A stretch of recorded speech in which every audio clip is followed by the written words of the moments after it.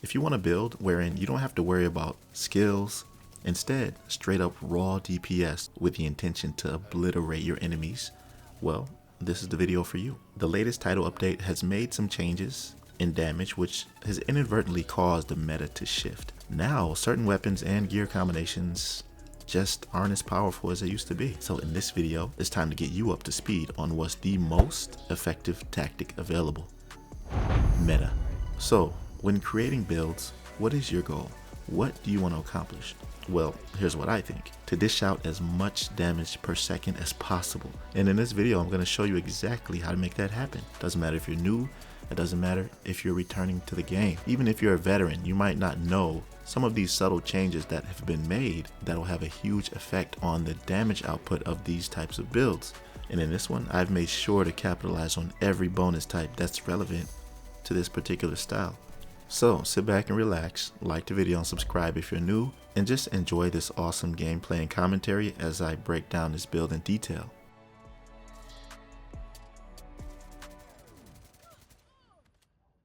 Alright, what's going on, fam? So I decided to make this video because there are a lot of people who are new to the game and also returning veterans as well. Most of you probably don't even know that there have been shifts since the last title update. Like I said, certain weapons changed in damage, 20% here, 15% there, and certain weapons that I've used before are not the same as they are now. So this video is an attempt to show you the most reliable and the ultimate DPS build that you need, which hasn't changed in so long.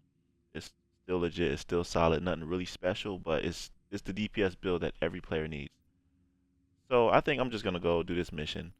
Lincoln Memorial is pretty much the meta mission to do test builds and show people what it's like.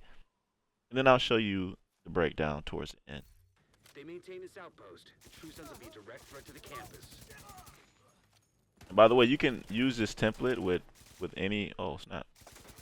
You can use this template with any weapon style, because for my secondary I'm using an SMG.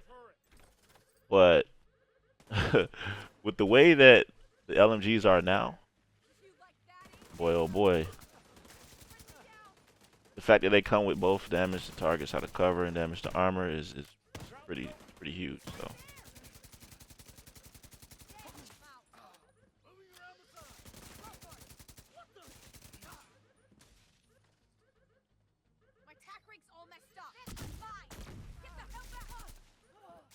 and being that you don't, LMGs, hold on a second.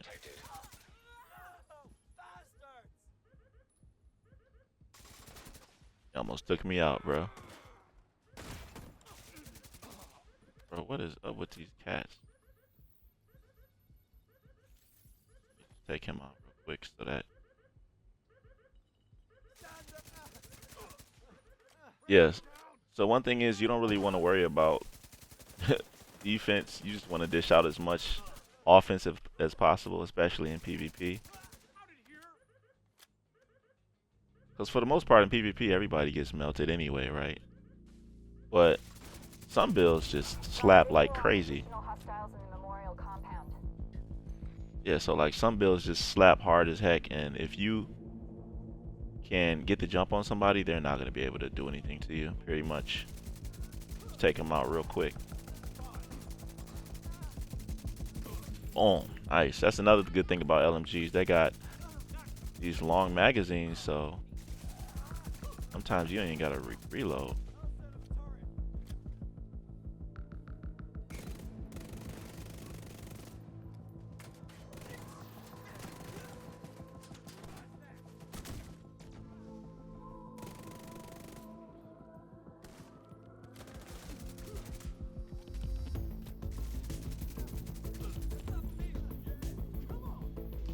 Decoy.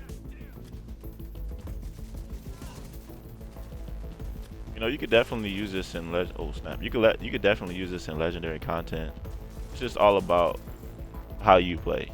Because the difference with legendary content and heroic is just the damage they deal, how accurately they hit you. It just depends on your skills as a player in general. Because the damage is here. You got the damage, no doubt. That dude be annoying. How did that happen? Oh, Okay. Where you going, bro? I'm also show you the counter to this build. It's pretty simple. Nowadays, everybody, you all know about pulse resistance and the pulse meta and all of that. If you're playing in PvP, 9 times out of 10, you're gonna have somebody who's gonna have pulse resistance, or who's gonna be running something where you can't be spotted, right? Obviously, you see that every time I aim at somebody, they're getting spotted. That's for a reason.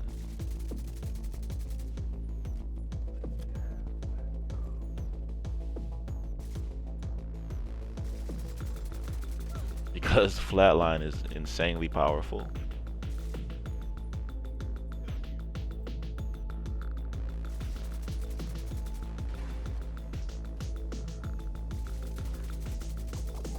Boom, let's go. This gun just feels so good. I can't wait to show you what I'm using. Okay, you know how certain weapons, they just hit different. Like back in the day when the Carbine 7 was just the thing to use alongside or as a counterpart to the Kingbreaker. When the Flatline and all that came out, Kingbreaker was tight, but ooh. Okay, yeah, we got rogue agents. Now I'm gonna make sure I don't get caught up with these cats, man. Make sure I do my thing, cause you know how they be having skills and stuff. All right, let's go. Boom, boom, let's go.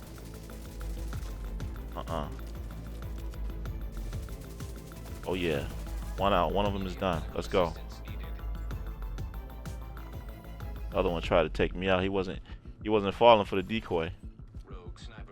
Oh yeah, that'll destroy me.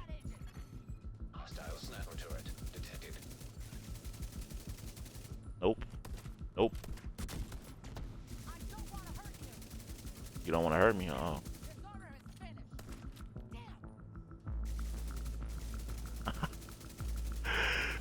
That easy. That's what I'm talking about. When you when you dealing with DPS builds, man. The True Sons have turned the memorial into a base. There's an area beneath you with increased security. Isaac can't access data on this Yeah, location. that's all it's about. When you're running with DPS builds, you just straight up demolishing enemies. You gotta make sure you keeping your wits about you, stand in cover, and you good. What's in this door? I've never been in here. Okay. So oh, this is the door that the NPC walks out of when the rogue agents aren't there. Okay, we halfway through this. But like I was saying, the Carbine 7 back in the day alongside the Kingbreaker, it was legit, man. It was something about the Carbine 7 that just hit different. I think it has a lot to do with the way the weapon feels as far as weapon handling, because I'm using kind of like the same strategy with this RPK. And this is the variant that you want. You don't want the classic one. You want this variant. I'm gonna show you. I'm gonna show you which one I got. Can't afford to let the True Sons escape with those. You gotta find a way to close up that tunnel. All right, let's go. I ain't even really switched to my secondary much. No, I'm not letting you put that down. Cause you know, weapon handling equates to DPS. You know what I mean?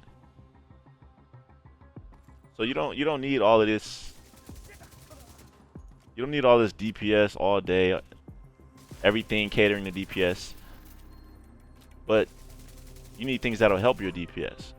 If you can't hit your enemies, then what's the point of it, right? Gotta be careful, man. Look at how that's melting. Let's go. Keep it moving, baby. All right.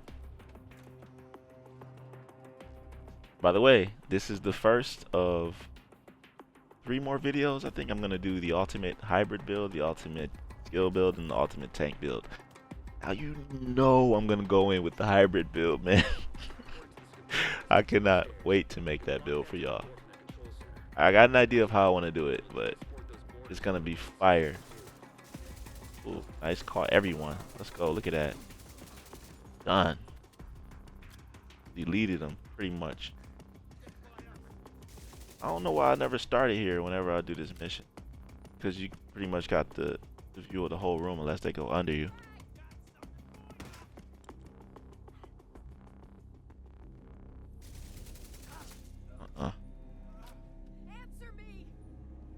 Oh, your boy dead, bro.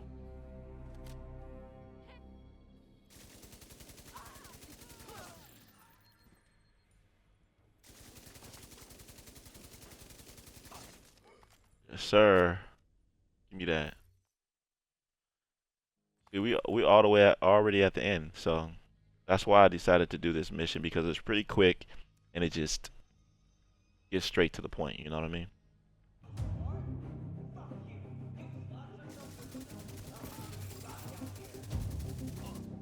All right, my man's coming up from back here.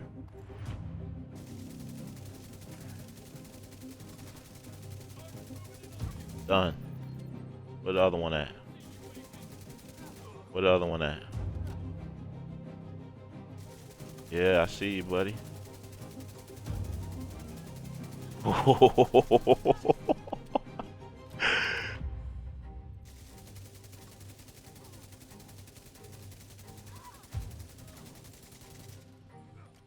On grenades? No, sir. Your invulnerability isn't gonna work. Dang, I wanted to take him out faster. It's all good though. We here. That's it. That's it. Alright, so let me show you this, man. Okay. Now, you probably thought I was going to be using Flatline, right? Well, I used Flatline with this classic RPK. By the way, like I said, you don't want to use a classic. It just doesn't feel right. You need this variant. And it's a named weapon. I have both damage to armor and damage to target shot of cover on it. And the named talent is called Perfectly Optimized 30% Weapon Handling. And on an LMG, this is invaluable. It's perfect for an LMG because the weapon, it jumps a little bit. Not much, because this RPK, it feels like an assault rifle, like I said. And actually, the AK-47 is more unstable than a regular RPK. But with new reliable, this thing, it feels so good, man. Like, it doesn't move at all, especially if you have some weapon handling on your build. But for my secondary, I was using the Ouroboros a little bit. And I don't have flatline on any of these, because the reason why you think I would have flatline is I'm using spotter, and this amplifies your weapon damage and skill damage by 15% to pulse to enemies, which is why I'm using the laser link on the underbarrel, which is specific to the technician specialization. You have to use the technician specialization if you want to attach the laser link, and it only attaches to long barrels. So if you want to use like a secondary and have flatline, that'll be great. One of those SMGs, like the Vector, not the SBR, but the other Vector, the same variant, that's the Dark Winter, that has a long barrel. You could add the Technician Laser Link with Flatline, and you'll have both Flatline and Optimize if you don't want to miss out on that damage. Because here's what Flatline does. Amplifies weapon damage by 15% to pulse enemies. So that's what? 30% with spotter? Yeah.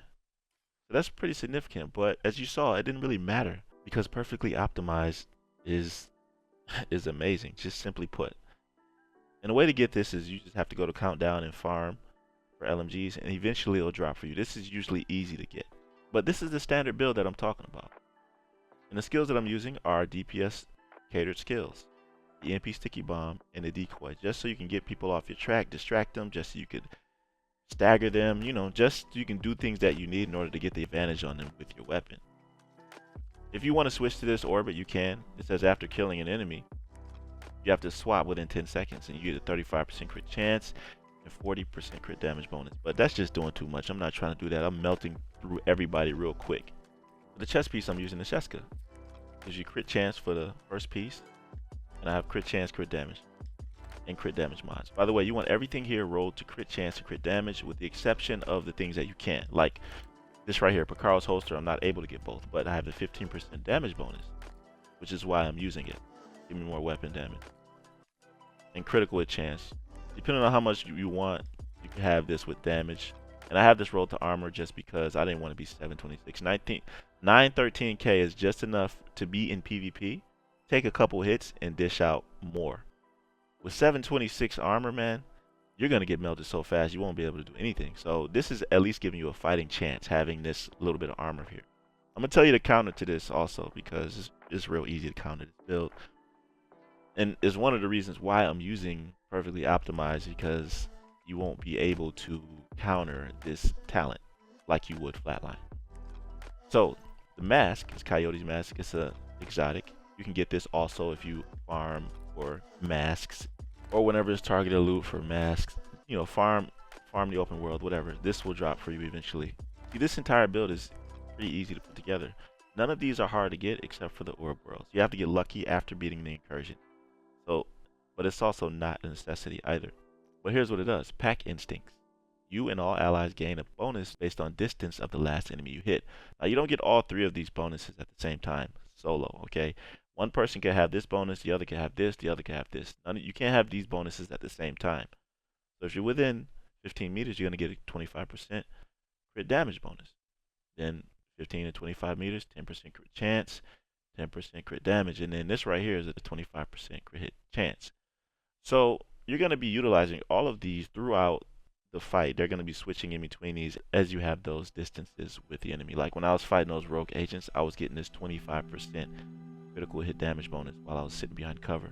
And then for the backpack, I have the gift. It's a named backpack with perfect vigilance, where it increases total weapon damage by 25%, and taking damage disables this buff for 3 seconds. Now, the only difference between this and the regular vigilance is that this is 4 seconds instead of 3. And this is good because it says it increases your total weapon damage, and the spotter amplifies your skill and weapon damage. So it's going to amplify your weapon damage that is on the build. So this adds on to whatever's on your build. This 25%, then the Bakaro's holster 15%. What's that? 40. So it's going to amplify 40% weapon damage, and even more, depending on whatever you have, right? And then you have the Foxes and Contractor's gloves. These are standard. The amplified damage to armor, which is perfect because I'm wearing an LMG, so it incentivizes you to actually use this. Oh, I didn't even roll this to critical hit damage. That's what I was supposed to do. I forgot. That's crazy, right? I had the intentions to roll this to crit hit damage, but I didn't. So just remember to make sure to roll this to crit damage. And then the Fox's Prayer. I'm not using a rifle, which you can. By the way, you do not have to use an SMG. It's totally your choice. You could throw on an Urban MDR if you want to. Whatever rifle, because then you can have the rifle damage bonus that Fox's Prayer's Overlord Armaments gives you. And I have crit hit damage rolled here. Now let me show you the stats. 44% critical hit chance, and I would have what? Another 15% if that was rolled onto the Contractor's glove, so that'll be about almost 50%, 150%. But you're gonna reach the maximum critical hit chance with the Coyote's mask, because some bonuses give you 25%, some of them give you 10, and then you're gonna get more critical hit damage here. But because this is an LMG, you don't have as much critical hit, as much crit damage as you would think, but still, the fact of the weapon having the damage to targets out of cover, the damage to armor on it is just like, makes this hit so hard. And like I said, LMGs, especially this, got a 20% damage buff during Project Resolve's update. But that's it for this build, y'all. You saw how it hits. This is the ultimate DPS build, the standard DPS build that every agent should have in their arsenal, especially like, you know, a lot of people complain about raids and not being able to get into incursions, but we all know that Striker is the meta for the incursion. But some people, like when you're doing the Iron Horse raid or Dark Hours raid, you could still run a standard DPS build like this and you won't get kicked. A lot of people have a problem getting into these raids because they're like, no, I'm always getting kicked. Or this is the build that you need so that you can get the green pass in order to get into high level content, because people don't want to see random builds with purples and just random builds that nobody's using to do anything competitively. So this is the standard ultimate DPS build that you need for basically hard content and whatever else you want to do. Let me know what you think about it down below. If you have anything else that you'd like to add to this or tell me about, comment down below. I appreciate you watching to the end, and make sure you like the video if you liked it, if it helped you out in any way. Also subscribe to my channel if you're new here. I'll see you in the next one, fam. Be right out.